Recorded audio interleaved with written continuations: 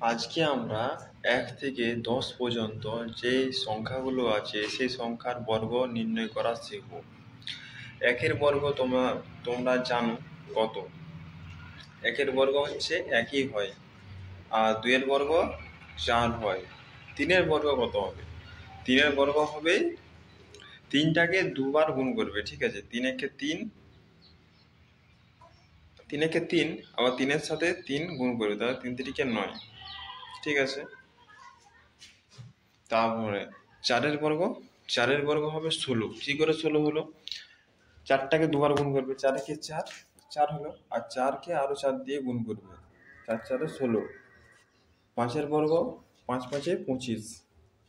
৬-এর বর্গ কত হবে? ৬-এর বর্গ কত হবে? ৬-এর বর্গ হবে ৬৩৬। ৭-এর বর্গ কত? ৭ ৭-এ ৪৯। ৮-এর বর্গ, ৮ ৮-এ ৬৪। এবং ৯-এর বর্গ কত হবে? ৯-এর বর্গ হবে ৯ ৯ ৮১। এবং 10-এর বর্গ কত হবে? 10-এর বর্গ হবে 10 10-এ কত? ১০০। তো এগুলো তোমরা মনে রাখবে, ঠিক আছে? আমার মনে আছে, আমি পড়েছি এবং আমি জানি। তোমরা এগুলা মনে রাখবে এবং এগুলো পরীক্ষাতে আসে, পরীক্ষাতে এগুলা পড়বে, ঠিক আছে?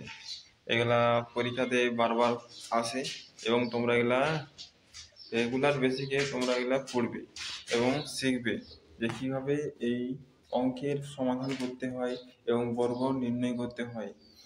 স্কয়ার রুটও আছে। যদি বলা হয় ১-এর স্কয়ার কত হবে? এই ১-এর রুট, ১-এর রুট কত হবে? ১ই হবে।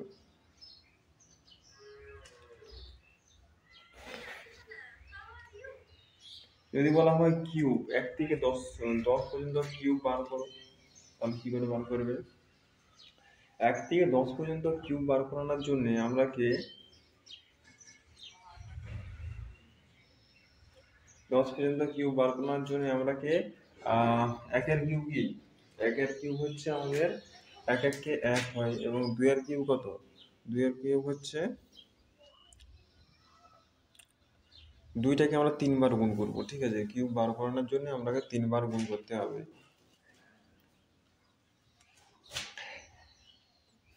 ঠিক আছে? ২টাকে আপনাকে ৩ বার গুণ করতে হবে। ২ একে ২, ২, আবার ২-এর সঙ্গে আবার ২ গুণ করতে হবে, ২ একে ৪, আবার ৪ একে ৪, ৪ দুগুণে ৮। ২-এর কিউব হচ্ছে ৮। তাহলে ৩-এর কিউব কত হতে পারে? ৩টাকে এবং ৩ বার গুণ করতে হবে।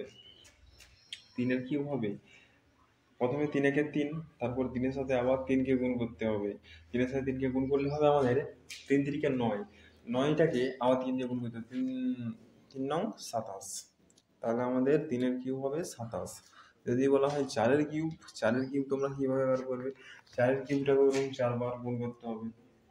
৪ একে ৪, ৪ ৪ ১৬, ১৬কে ১৬ ৩২, ১৬ ৩ ৪৮, ৬৪।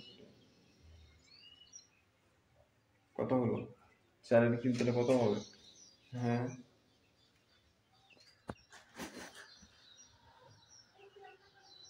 ৬৪ হবে, ৬৪।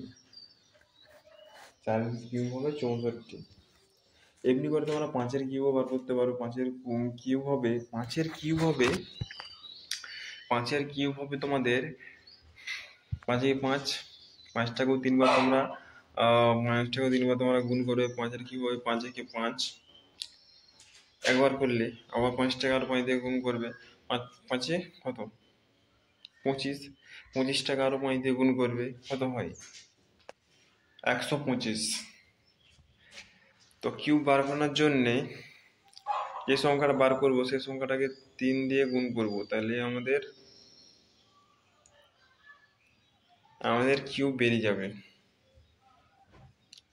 এগুলো বিভিন্ন পরীক্ষায় আসে এবং অনেকেই এইসব প্রশ্নের উত্তর দিতে পারে এবং অনেকেই পারে না। তো আমি চাই তোমাদের সবাইকে শেখাতে এবং সবাইকে জানাতে যেগুলো তোমরা জানো না, আর যেগুলো তোমরা জানো তাহলে সেগুলো খুব ভালো জিনিস, ঠিক আছে? তাহলে সেটা ভালো জিনিস তোমরা জানো, ঠিক আছে?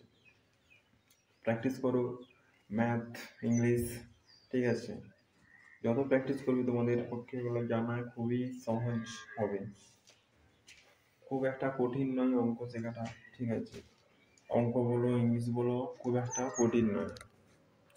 তোমরা যত প্র্যাকটিস করবে তোমাদের স্কিল তত বেশি উন্নতি হবে।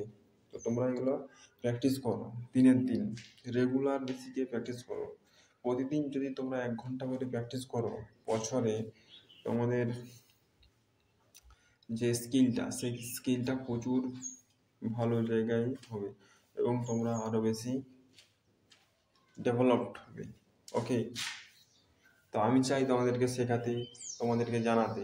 তোমরা যে যে বিষয়গুলি জানো না সেই বিষয়গুলো আমি তোমাদের শেখাতে চাই, ঠিক আছে? ওকে, তো এই ভিডিওটি এখান পর্যন্তই রইলো, ঠিক আছে? তোমরা প্র্যাকটিস করো এবং সকলেই ভালো থেকো, ঠিক আছে? ধন্যবাদ।